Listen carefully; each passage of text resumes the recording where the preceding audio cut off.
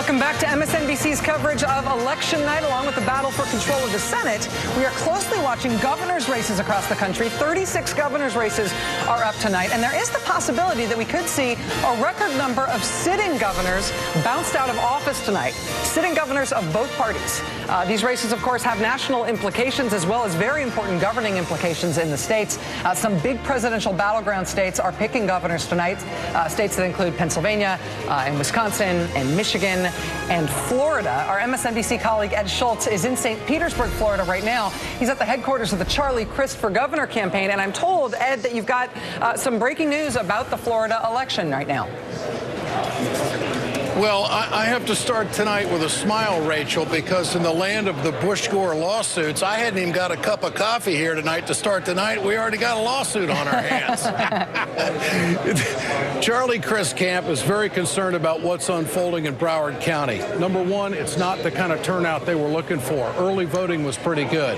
But the Democrats have to score well in Broward. They have to score well in Dade and in Palm Beach County.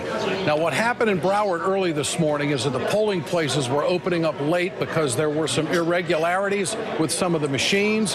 There was also a great deal of misinformation and voters were confused. So late this afternoon, Charlie Crist camp, which by the numbers statewide off to a pretty good start, they have asked for a motion to extend the voting hours in Broward County.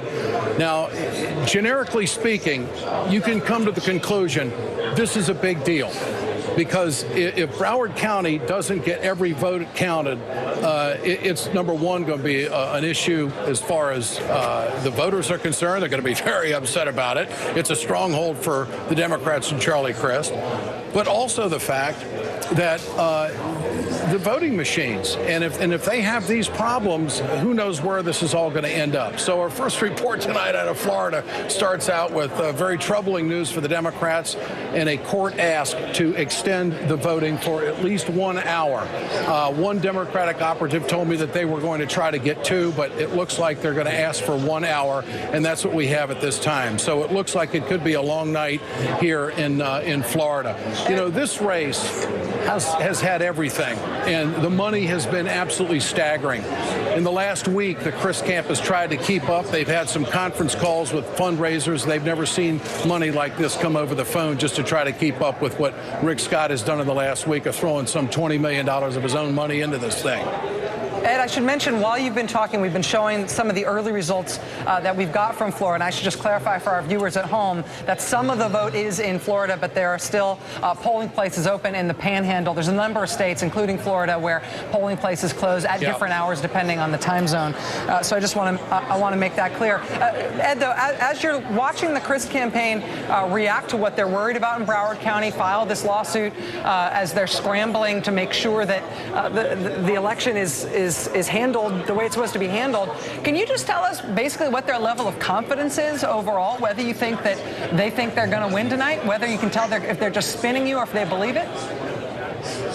Nobody's talking about a win here, Rachel. Neither side. It is so close. It's razor thin. There's not even a whisper about who might be leading or what is so positive to believe for them to believe that it's going to be a great night at the office. It is so close. But we have seen some turnouts. For instance, in Hillsborough County, there's been a good turnout tonight. Over at Florida University, there was a turnout that they have never seen in midterm elections before. They've already surpassed the 2010 turnout from the data that they have, but they're certainly not going to reach 2012. One thing that has not been focused on very much is that Charlie Crist tapped into the Obama data mining personnel. There's a number of people that were working with the Obama camp that kind of slipped under the radar screen and ended up working with Charlie Crist camp. And so the research that Charlie Crist team has should be spot on. And so the fact that they're not saying anything here early tonight just underscores that they're not out of the woods yet. They're pretty nervous, but the same thing goes for Rick Scott's camp as well. Close to the vest is the way they're calling it right now. And you must love this stuff. There was a great 7-point plan they did down there in Florida last time in 12 for the president for his re-election, where a friend of mine was working down there, and she said that you would make 7 contacts to each voter, whether it was knocking on the door, leaving a door hanger, or before making a phone call or that morning offering a car ride. And if you put those 7 contacts into each voter, you would get a vote. And so everybody felt they were getting input that led to output. Is it that kind of a machine that they picked up on down there for the governor? It is. It is exactly that. And it's also a greater door-to-door effort that we've seen in the 3 counties that the Democrats feel like they have to be extremely strong, the ones I mentioned, Dade, Broward, and Palm. Yeah. If they don't get that, I don't know how Charlie Crist can win. You know, Florida's kind of a politically schizophrenic state. You've got a lot of conservatives up north.